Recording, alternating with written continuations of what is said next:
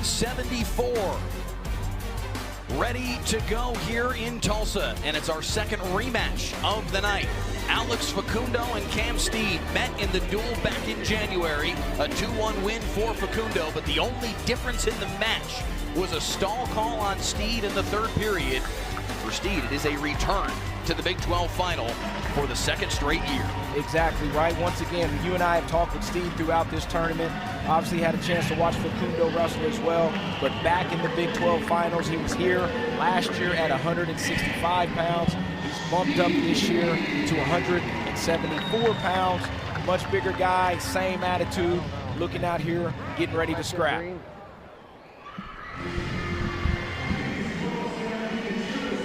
For Steed, it's similar stories each of these last two seasons. Hardell injured at early points early on in the season.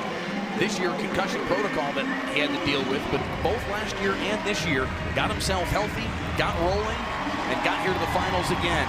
Meanwhile, for Alex Facundo, the transfer from Penn State, started for the Nittany Lions back in the 22-23 season, but now the starter here for the Pokes. And Hardell, he has impressed all season long. Exactly right. To your point, transferred from Penn State. He started the season 1-3. Won the duel versus Stanford, went to national duels, had 3 ranked guys in a row, lost those 3. He's been finding his groove lately, and like you said before, this is another get-back match or another run-it-back match with Facundo winning 2-1 earlier in the season. David Taylor felt like in that match, Facundo controlled the match. He was the aggressor. He earned that stall call that was the difference in the match at Missouri. And what you got to watch out from Steed, we saw it yesterday when he was wrestling Espinola Owens, is that powerful, strong double. Kevin Looper letting him know, keep the hands out of the face. Hands, hands. You know, and to your point, Mike, he was talking what he wrestled at Penn State a couple years back. That was at 157. So he's grown into a full 74-pounder as well. How much of a difference can that make for a wrestler as Steed tried a shot, fended off by Facundo, to have the opportunity to grow, to have the opportunity to be on full feed, to have the opportunity to allow your body to fill out? How does that make, I mean, he's clearly a very strong 174-pounder. Exactly right, and everybody's going to be different. For a lot of the guys that do jump a weight class or 2 weight classes, you know, weight management's been under control, but now their body's starting to grow. One thing they really can focus on during that time is just getting better, not about getting your weight down. Obviously, the sport during that time becomes a lot more fun than what it is, right? You're going into training with a smile on your face and instead of just dreading it. We heard that from Damian Hahn talking about some of his wrestlers. You're a lot happier a wrestler when you're able to not have to be constantly cutting weight. And I'm pretty sure both these guys are in their happy place right now. Steed, an All-American last year, finished 7th at NCAAs, and Brian Smith said that's helped his mentality, that's helped his confidence. He said it shouldn't change anything, but it changes things for all these guys. You get that All-American status, and it just changes the way that you approach everything in your wrestling life. Yep. Well, and it also means, you know, all that hard work is starting to pay off too, right?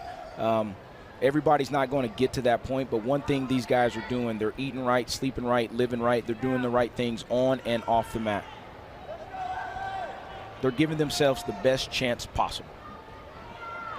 It was a very defensive match in the duel. Yes.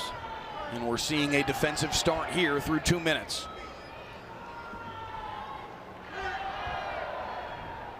Nothing significant just yet from either guy. 40 seconds left here in this first period.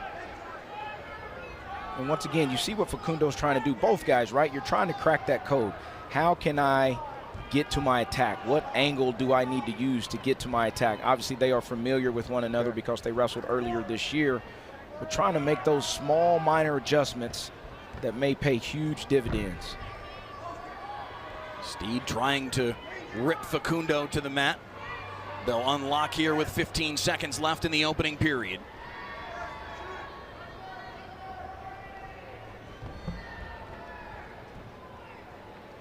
Five seconds to work with. And it will be a scoreless opening frame here at 174 pounds.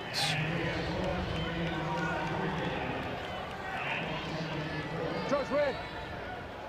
When you have a match like these two did the first time around that was so defensive, how does that impact the feel that you do have for the other guy, that you didn't get a chance to maybe feel all of his offensive repertoire throughout the match? Well, obviously they've watched film on one another, so they know what each one has. The thing right now is somebody's got to go get it. Somebody's going to have to pull that trigger to figure out what is what, right? Otherwise, we'll be in another 2-to-1 or 1-to-1 match, should we say. Now, they obviously don't want to take an errant shot and put themselves in a bad position. You just got to pick your spots. And it looks like right now Steed is really committed to this ride. Through the leg, through the crotch of Facundo. Hey, watch for blood. I don't know where it's coming from. They're going to let this part work out here. Facundo. Here he's going to look for, he's got to elevate that. Gets a hold of the leg. Steed's coming over top for a cradle. Facundo's going to keep that foot and start standing up. But you see where Steed's taking him. Trying to work closer to that cradle. There it is, he's got it. Facundo in some danger here. 3, 4 swipes. Yes, he is tough from that position. He baited him right there in that position. Now he's going to start looking for the fall. And he's in really good position because he's all the way on the outside there. A minute to go in the period. Plenty of time for Steed to work the position. And he's making himself long. Good job by Facundo from fighting out of that. Really good job by Steed there setting that up. 4 near fall for Cam Steed. And a brilliant start for the Missouri Tiger. Facundo was real close to getting a reversal, but right there, once he jumps over the top, he makes himself long. He's already a pretty tall guy, gets that boot right back in there, tripod position, locks that cradle up with that rope. Yep. When Facundo rolled, that's when he locked it up. A minute 13 of riding time on top of it all. A 4-1 advantage for Steed. Okay.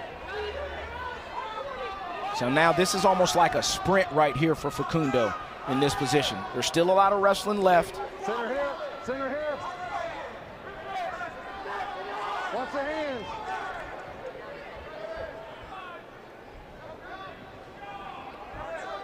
Ear to ear with 20 seconds left in the period. Facundo. The shot defended by Steed. Good job by able to Steed wrestle there. back center. Yep. Good job by Steed to change positions.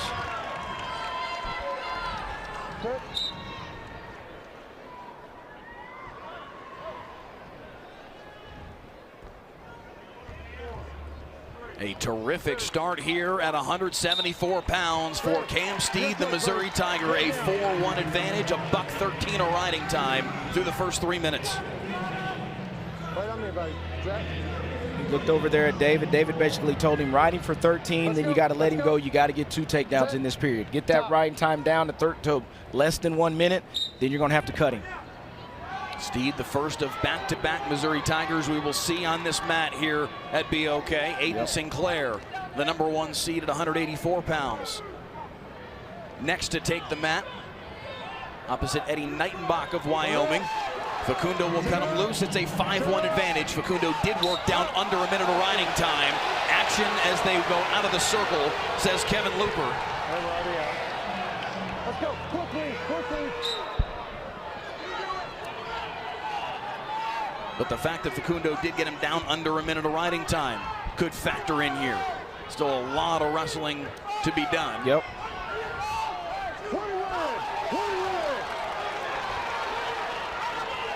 You see Facundo's already sprinting because he has to. He's got to have that sense of urgency right now. Here we go. In on a shot, circling behind. Steed trying to get an ankle in. Steed trying to Jonesy him here. See what Facundo's doing? He's hiding that ankle. Now he's got to cut him again. 5-4, and he'll cut him loose. Oh, watch out! Nearly, oh my goodness, Steed goes spilling off the platform.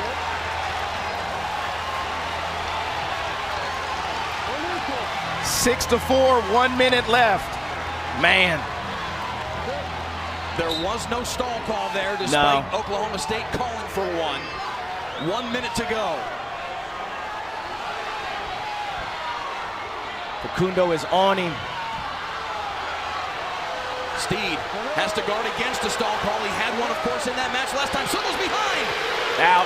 Was he out? They say out. he was out. No takedown. And Brian Smith immediately reaching for the brick. Kevin Looper saying no need for the brick. We're going to take a look at it ourselves. Steed very nearly had the takedown. Was the toe still in?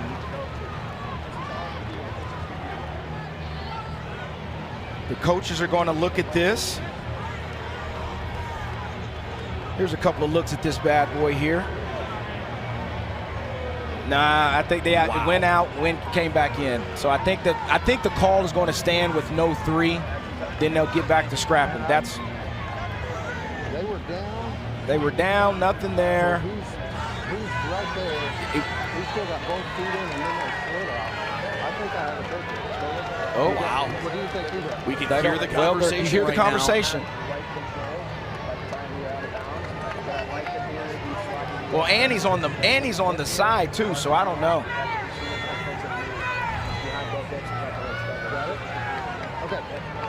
It's going to be a takedown. It's going to be a takedown. We apologize for the technical difficulties. We lost some internet there for a moment, but 10-6 the final. They did deem it a takedown for Cam Steed on the review, and he gets the win 10-6 over Alex Facundo, and Cam Steed is your Big 12 champion at 174.